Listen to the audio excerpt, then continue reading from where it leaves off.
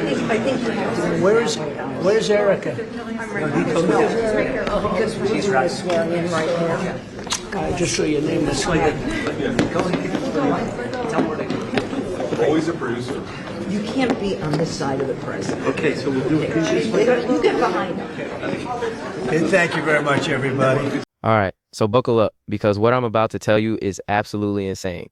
Like, you can't make this stuff up. We're talking about betrayal, we're talking about drama, and we're talking about the MAGA movement literally eating itself alive right now. And yeah, this involves Trump, Erika Kirk, and Marjorie Taylor Greene in ways you probably didn't see coming. So here's what happened. Trump just did something to Erika Kirk that has everybody's jaws on the floor. And I'm not exaggerating here. This is the widow of Charlie Kirk. Remember him? Turning Point USA? Yeah, that Charlie Kirk who was assassinated. His widow, Erika, she's been trying to carry on his legacy, right? She became the CEO of Turning Point USA back in September. She's out there trying to hold things together after this unimaginable tragedy. And what does Trump do? He goes and pulls a move that basically throws her under the bus. Come on, man. But wait, it gets better, or worse, depending on how you look at it. Because right after Trump does this to Erika Kirk, Marjorie Taylor Greene, MTG, one of Trump's most loyal soldiers, she turns around and absolutely backstabs him publicly. We're talking full-on rebellion here. She called him out for hypocrisy, accused him of betraying the MAGA cause, and basically said he's lost his way.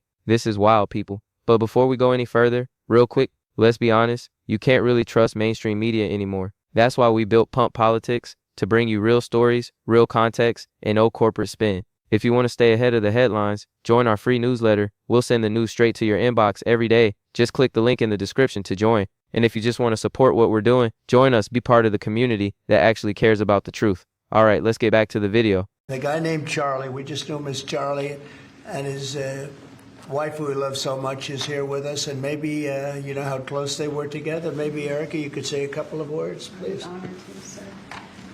Charlie loved you. It's hard not to get emotional because I know that he would have been the first phone call when he found out that you were going to be taking this position. And the way that I was able to witness the two of you work together for years and to champion and support the president was absolutely humbling to witness. And I am so proud of you. And Charlie is going to be with you every single day in spirit. And I will be praying for you every day because I know that this is just the beginning of an incredible opportunity for you. And sir, thank you for allowing Sergio to have this beautiful moment. Thank you very much. Yeah, I think you have to.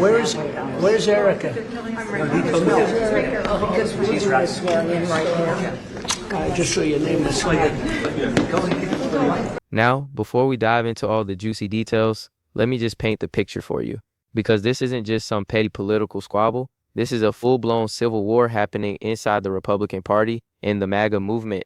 We're watching alliances crumble in real time. We're seeing people who were supposed to be on the same team turning on each other like it's some kind of reality TV show. In the timing, oh, the timing couldn't be worse. We've got the 2026 midterms coming up. We've got people already looking ahead to 2028. And right now, the Republican Party looks like it's tearing itself apart from the inside. The base is confused. The donors are nervous. And the whole country is watching this train wreck unfold on their screens every single day. So what exactly did Trump do to Erika Kirk? Well, there was this moment, this controversial moment that got caught, and it spread like wildfire online. People are calling it the kiss moment. Yeah, you heard that right. Trump and Erika Kirk.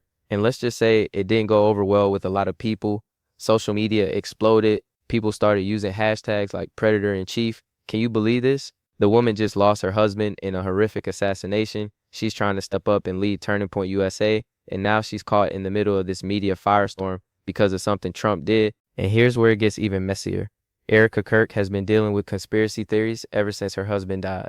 Like some really dark stuff. There were rumors about money transfers, questions about what really happened, people digging into her personal life. She's been under this microscope, trying to grieve, trying to lead, trying to keep her husband's legacy alive. And then Trump goes and makes everything 1,000 times worse with this public moment that has everyone talking for all the wrong reasons. The media is having a field day with this. Conservative commentators don't know what to say. Liberal outlets are running with it nonstop. And Erika Kirk is stuck right in the center of this storm with no easy way out. But then MTG enters the chat and she is not happy. She's out there saying Trump has lost his way. She's calling him out for supporting massive aid packages while neglecting American interests. She's bringing up cattle ranchers who are frustrated with the administration. She's demanding he release the Epstein files.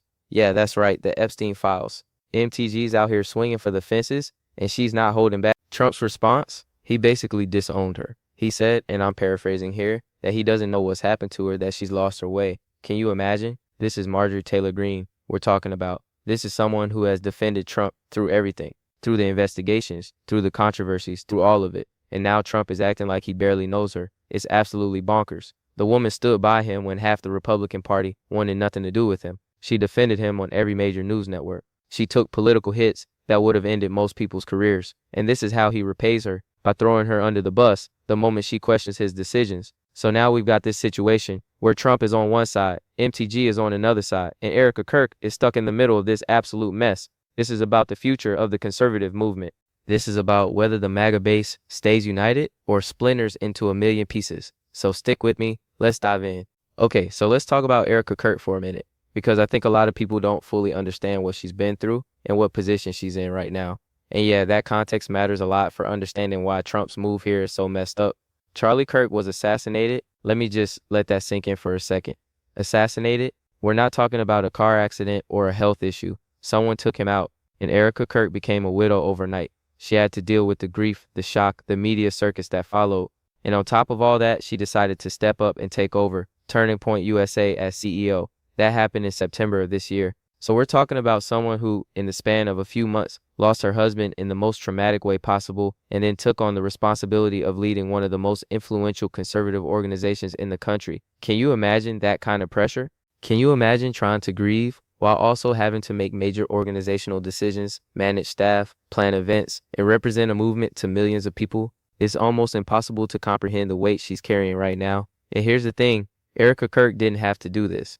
She could have stepped away. She could have taken time to process her grief in private. She could have let someone else take over Turning Point USA, but she didn't. She chose to step up, to honor her husband's memory, to keep his vision alive. That takes courage. That takes strength. That takes a level of commitment that most people will never understand. Now, Turning Point USA, for those who don't know, this is a huge deal in conservative politics. Charlie Kirk built this organization from the ground up.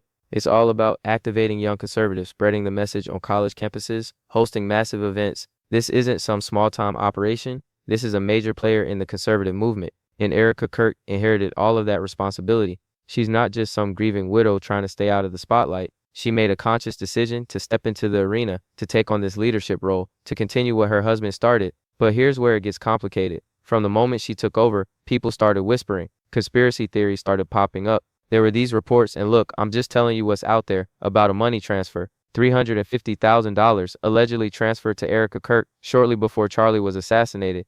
Now, I'm not saying any of that is true. I'm not saying it means anything. But the fact that these rumors are circulating, that tells you the kind of scrutiny she's been under. People are watching her every move. They're questioning her motives. They're digging into her past. They're analyzing her bank statements, her relationships, her public appearances. It's like she's under investigation by the court of public opinion, and there's no way to defend herself without looking defensive.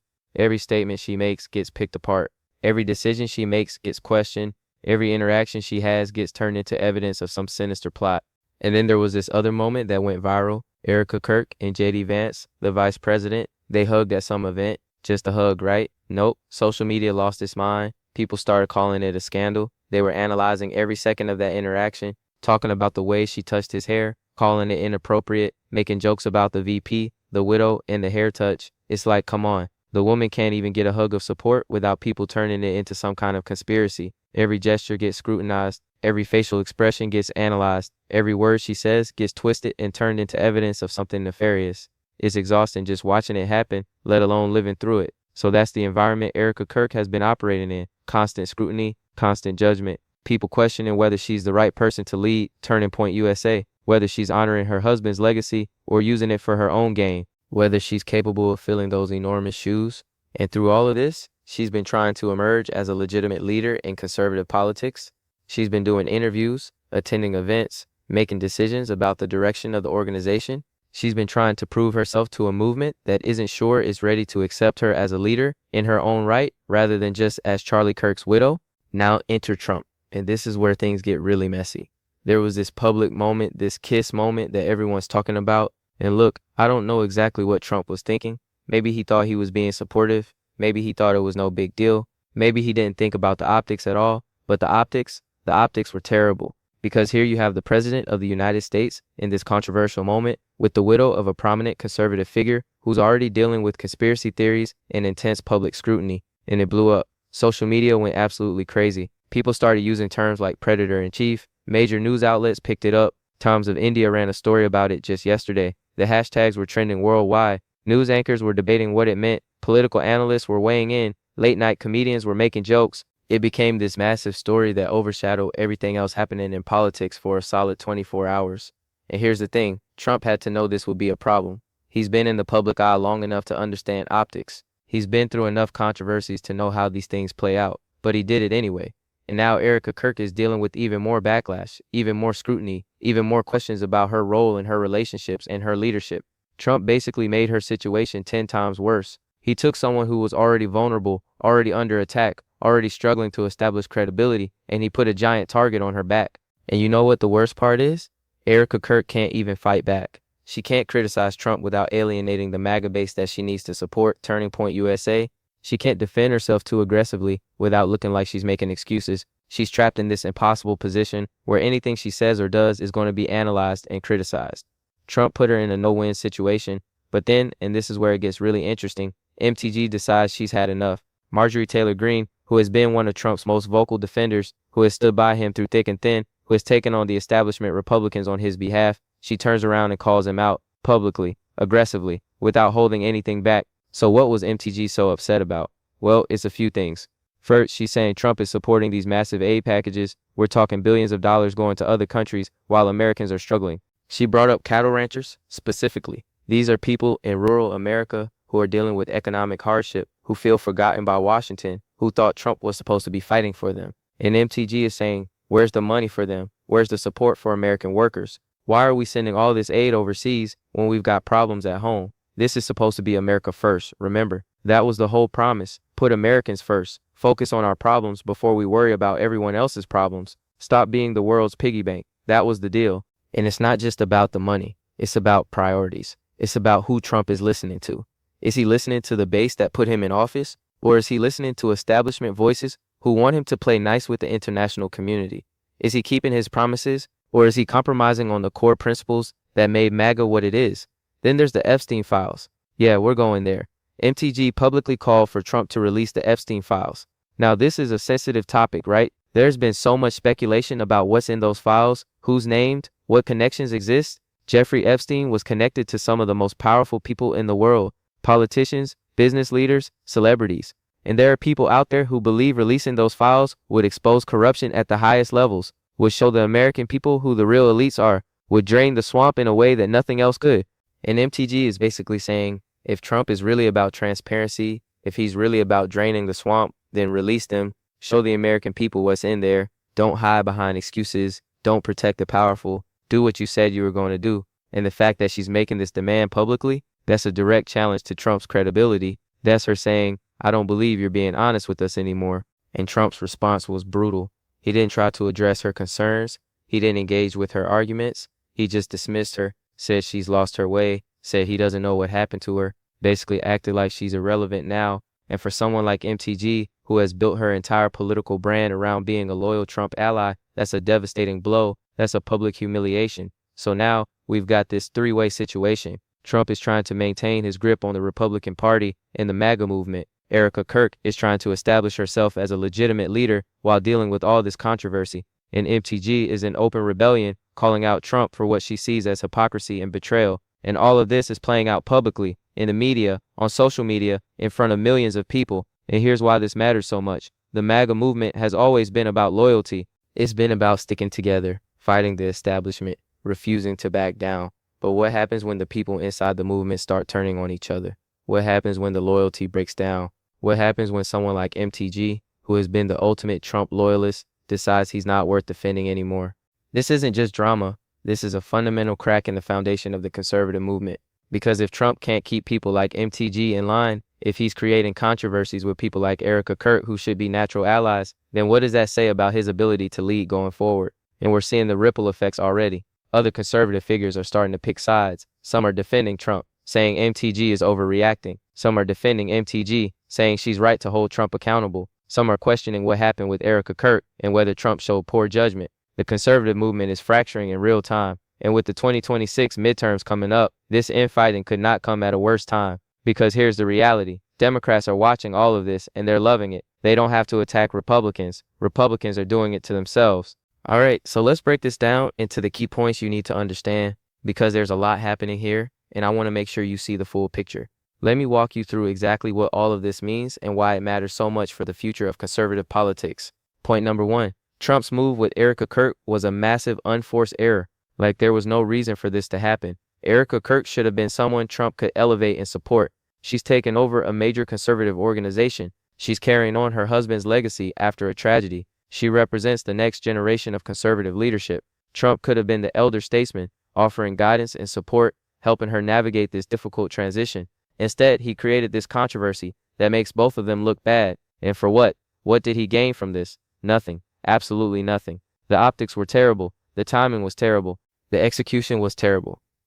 This is the kind of mistake that makes people question judgment and decision-making at the highest levels. And it's especially damaging because it plays into existing narratives about Trump. His critics already accuse him of inappropriate behavior with women. They already question his judgment in social situations. And now he's handed them this moment on a silver platter. He's given them ammunition to use against him and against the broader conservative movement. And the worst part? This was completely avoidable. All Trump had to do was maintain a professional distance. All he had to do was offer his support in a way that couldn't be misconstrued. All he had to do was think about how it would look before he acted, but he didn't. And now both he and Erika Kirk are paying the price for his lack of judgment. And here's the thing, Erika Kirk didn't need this. She was already dealing with enough. The conspiracy theories about money, the scrutiny over her relationship with other conservative figures, the pressure of stepping into her husband's shoes and leading Turning Point USA, the questions about whether she's qualified, whether she's capable, whether she deserves the position. She was navigating all of that, trying to establish credibility, trying to prove she belongs in this role, and then Trump goes and makes everything exponentially harder for her. Now she's not just dealing with the existing controversies, she's dealing with a whole new wave of attention and criticism, and a lot of people are going to look at her differently now because of what Trump did. They're going to question her judgment for being in that situation. They're going to wonder if she encouraged it or if she tried to stop it. They're going to make assumptions about her character and her motives. That's not fair to her, but that's the reality of politics and public perception. Trump damaged her reputation and her ability to lead effectively, and that hurts the entire conservative movement because Turning Point USA is such an important organization. It's one of the main pipelines for bringing young people into conservative politics. It's where the next generation of conservative leaders gets trained and activated. And now that organization's leader has been tainted by this controversy, that's going to have ripple effects for years. Young conservatives who were thinking about getting involved with Turning Point USA might now have second thoughts. Donors who were considering supporting the organization might pull back. Media outlets that were willing to give Erika Kirk a fair hearing might now approach her with skepticism, all because Trump couldn't exercise basic judgment in a public setting. Point number 2, MTG's rebellion is a huge deal, and people need to stop dismissing it as just another political fight. Marjorie Taylor Greene has been one of Trump's most loyal defenders for years. She's taken bullets for him politically. She stood up to the Republican establishment on his behalf. She's been censured by Congress for supporting Trump. She's been attacked relentlessly by the media and the left, and she never wavered in her support. She's been willing to say things that other Republicans wouldn't say, to take positions that other Republicans wouldn't take, all because she believed in Trump and the MAGA movement. So when someone with that level of loyalty turns around and publicly challenges Trump, that means something. That's not just a disagreement over policy. That's a fundamental break in the relationship. That's MTG saying, I've defended you long enough, and now I need you to live up to your promises. And look at what she's challenging him on. The aid packages, the Epstein files. These aren't small issues. These go to the heart of what Trump campaigned on. America first, right? That was the whole message. Put Americans first. Stop sending money overseas. Focus on the problems at home. Drain the swamp. Be transparent. Hold the elites accountable. And MTG is basically saying you're not living up to those promises. You're supporting the same kind of policies you used to attack. You're protecting the same kind of people you said you'd expose. You're acting like just another politician instead of the outsider who was going to shake things up. And that's a devastating critique because it's coming from someone who was inside the tent, someone who believed in the mission, someone who fought alongside Trump and sacrificed her own political standing to defend him. Trump's response, dismissing her, saying she's lost her way, that's not going to make this go away. If anything, it's going to make it worse because now MTG has nothing to lose. She's already been cast out. She's already been disowned by Trump. So what's stopping her from going even harder? What's stopping her from making more demands, releasing more information, challenging Trump at every turn? Trump just created an enemy out of someone who used to be one of his biggest assets. He turned a loyal soldier into a rebel, and that's a strategic disaster. Because MTG isn't going to go away quietly. She's going to keep fighting, keep talking, keep challenging Trump on whether he's really delivering for the American people. And every time she does that, it's going to peel away more supporters who wonder if maybe she has a point. Because here's the thing, MTG represents a significant portion of the MAGA base, the true believers, the people who took Trump at his word when he said he was going to be different. And when those people start to question whether Trump is really on their side, that's a problem. Point number 3. This is all happening at the worst possible time for Republicans.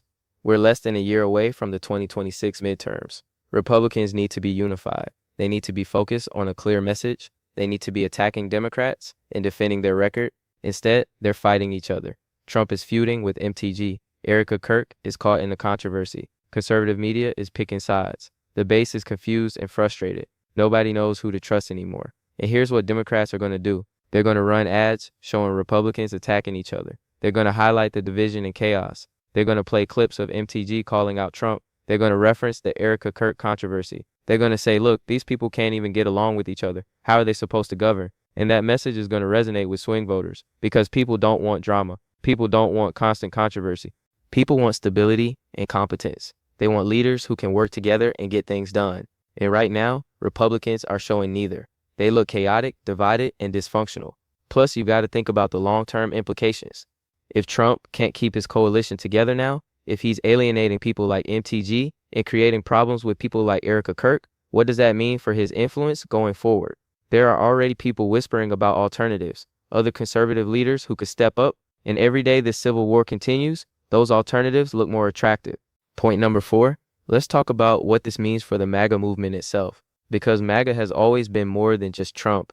It's been a coalition of people who felt forgotten by the establishment. Working class Americans who lost their jobs to globalization. Rural voters who felt looked down on by coastal elites. People who were tired of politicians who said one thing and did another. And that movement has been powerful because it was unified around a common cause. But now we're seeing cracks. MTG represents one faction. The true believers who think Trump needs to be held accountable to his promises. Erika Kirk represents another faction. The institutional conservatives who want to build lasting organizations and political power. And Trump is caught between these factions, unable or unwilling to bridge the divide. And when you have a movement that's fracturing like this, that movement becomes a lot less effective because you're spending energy on internal battles instead of external ones. And here's the scary part for Republicans. These divisions don't heal easily. Once people have been publicly attacked, once loyalty has been questioned, once trust has been broken, you can't just put that back together. The damage is done. The relationships are fractured. So where does this leave us? Well, honestly, it's hard to say. Trump is still the most influential figure in Republican politics, but his grip is weakening. MTG is in open rebellion, and she's not alone. Erika Kirk is trying to build something lasting with Turning Point USA, but she's been damaged by this controversy, and the Republican Party as a whole is looking more divided than it has in years. The 2026 midterms are going to be a test. Can Republicans put aside their differences and focus on winning elections, or are they going to keep fighting each other while Democrats pick up seats? One thing's for sure, this story is far from over. The drama between Trump, MTG, and Erika Kirk is just the beginning. There are going to be more controversies, more fights, more people picking sides. So buckle up, folks, because the Republican Civil War is just getting started. And trust me, you're not going to want to miss what happens next. Stay tuned.